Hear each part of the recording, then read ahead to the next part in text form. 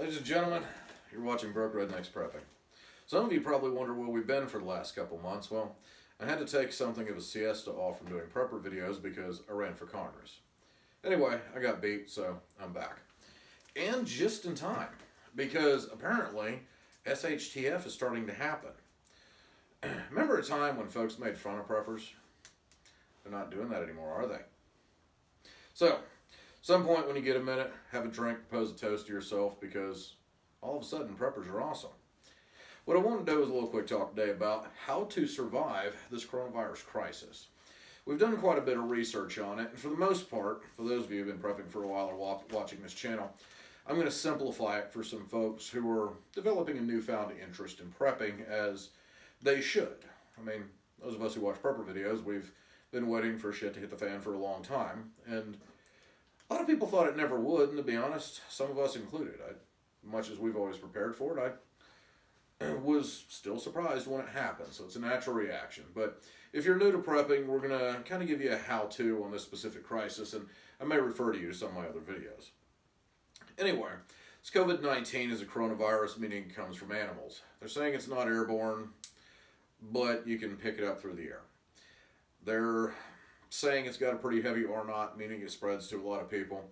All you have to do is watch the news. February 12th of this year, there were 60,000 cases worldwide. Earlier today, it was 300 and some thousand just in the U.S.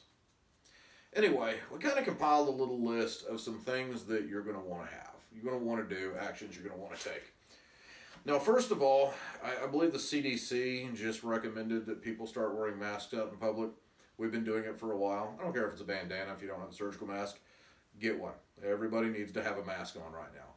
It's not a foolproof way to stop the virus, but if you look at the countries that are enforcing mask rules and their little exponential growth chart, and countries that are not enforcing mask rules and their little graph, there's a noticeable difference. That may be anecdotal information, but I'm willing to wear a mask when I go out in public. I would advise you to do the same. Rubber gloves if you can get them, and I know they're getting hard to find. So if you can't find rubber gloves, you want to have hand sanitizer or something.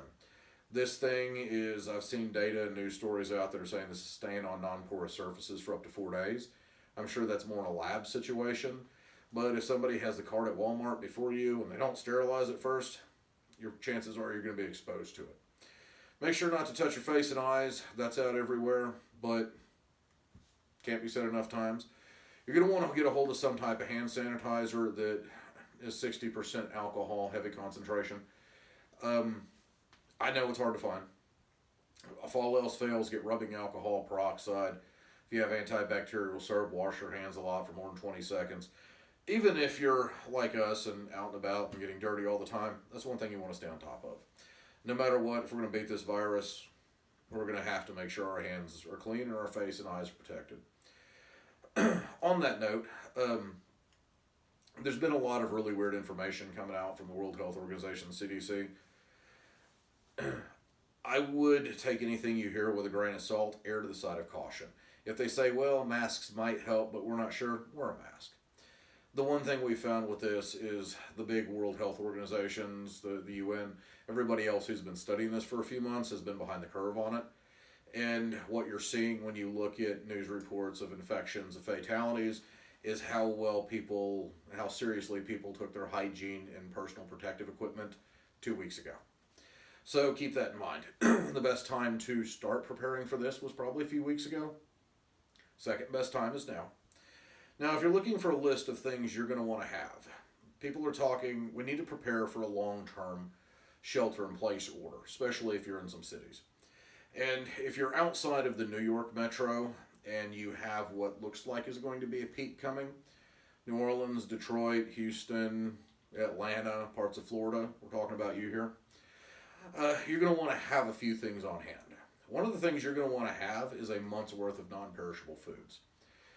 Most people are thinking shutdowns are going to be for 2 weeks, but bear in mind, if the Chinese numbers are to be believed, they still have parts of Wuhan locked down now, and they've been locked down since early February. So this thing could go on for a couple months. You want to have food and supplies for that. Whatever toiletries you use, whatever food you make, and I would get a lot of non-perishable stuff. A trend I'm noticing that's a little disturbing is the number of police officers in places like New York, Houston, that are coming down with this. Hong Kong had 500 police officers exposed at one time at their banquet. The police officers in most cities interact with other city employees. That includes things like water, electricity, sewage, trash. So we may see a slowdown on some of those other things. So plan on having some non-perishable food in case power goes out. I'd hate for you to lose all your month supply of food. Things like pasta, rice, beans, canned sauces, vegetables, tuna, canned chicken if you can get it. May not make for ideal meals, but the meal you have is better than the one you don't, and that's something we probably want to file away. We're also going to run into some logistical concerns with trucking, getting food to stores, with us being able to ship in. We bring in a lot of our food from overseas. You're going to want to have food that you didn't bring in from overseas handy. I would want to have some security in the house. For those of you who do not own a personal protection device, gun, pepper spray, taser, something. In the city of Houston, they've noticed a big spike. Even though everybody's locked at home, they're seeing a big spike in burglaries, assaults, things like that. I have not seen data out of New York, but Italy is seeing a lot of that. We're seeing people having to steal food now. There's been a few news stories out of China, Hong Kong, Singapore, places like that, where crime rates have gone up. If you're at home by yourself, bear in mind, police departments are running short. Criminals are going to be out and about. I don't care what the mayor of Houston said, they're not going to quit criming until this is over. They got to make a living too, and crack didn't by itself. So make sure you have some way to protect yourself, because we're going to see slower response times on certain calls, just because they're not going to have the personnel out to handle it. And with more people staying home, you have more domestics and calls like that, which have the police officers busy. So if you live in a city that's got about a 4-minute response time, plan on 8 or 10. So you want to have something to protect yourself if somebody breaks in. We've actually got a couple different videos on guns, but I'm actually going to film one on guns that you could get right now. You can typically get pepper spray at places like Academy. Tasers you may have to order, but these things can be delivered relatively quickly, and I'd seriously consider them. I would want to have a go bag. I've got a video on a go bag for the car and for just having one. In the event something happens and you have to go stay with a friend or hole up somewhere, have the ability to grab some necessities, and even if it's just going to a neighbor's house. Because I think the longer this drags out, we're going to see some power outages, we may see some water outages, and you may just need to go somewhere fairly quickly. When they say shelter in place, yes, they want people staying at home, but at the same time, that's not always practical. In certain other congested areas, we're starting to notice a lapse in certain social services like that. Your kind of community services, again, trash, water, electricity, that sort of thing. Along those lines, I get a good rechargeable flashlight. If you guys have a Tractor Supply in your town, they have an excellent selection that's not very expensive. For under $40, you can get something that's basically a spotlight, fairly inexpensively. I want to have a first aid kit handy. Bear in mind, ambulances are running short right now. So many people are coming down with the coronavirus, the COVID-19, that other procedures are being bumped off. Heart surgery, certain other types of treatment are getting backed off, and that's leading to a higher number of emergency calls. So it is not unusual, especially in some of your suburb towns, for them to just not have ambulances when a call comes in. So have a good solid first aid kit that you can treat something yourself. I don't expect you to stitch up a gash or a wound if you get cut messing with something around the house, but have the ability to stop the bleeding or something like that, because you may have a long wait. Don't assume that there's going to be some paramedics here in 3 minutes to take care of you or your loved ones. Make sure you've got the ability to handle that. I'd also want to have some cash on hand, and this is more of an economic consideration. And I say that because as certain services, as more people get this virus, you're going to see a drop in certain other services. So the gas station that we use regularly, their credit card machine's broken. They had to do a workaround, and they can't get anybody out to fix it for a few weeks. You're going to see more of that happening. So I doubt you'll see it at a Walmart. They just have too many. But if you need to get a tank of gas or something from a smaller business, maybe even a pharmacy, this may be something that becomes a consideration. So I don't know how much you spend in a week, but in my case, I've got about $100. You know, this is something where I get some necessities in a crunch. I'd want to do kind of the same thing. You'll also want a good way to watch the news. If you're watching this, you probably have internet at the house, but internet may go out. You can get a small, inexpensive, rechargeable or battery-powered radio. Something like that that could give you some just basic news so you can keep up with things. President talked today about how basically he thinks things are going to peak next week and all that. And I don't know if he's right or not, but I can tell you the numbers they're referring to are on the East Coast. They're not talking about Atlanta or Detroit or some of that. They're talking about the squeaky wheel that is basically New York at the moment. That's not going to be the case next week. So you want to keep up with the news. If things are really popping in your area, you want to know about it.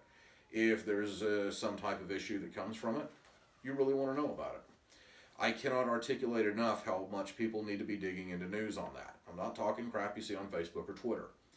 I've actually, surprisingly, had a lot of luck getting news and information from Al Jazeera, BBC. I really don't trust most of the American news outlets, so I've had to kind of get a cross-section of other ones. Make sure you can get some good access to information. Anyway, those are just a few things you probably want to have to make this coronavirus a little easier. Now, I would recommend if you like some alcohol, hell, we're all stuck together.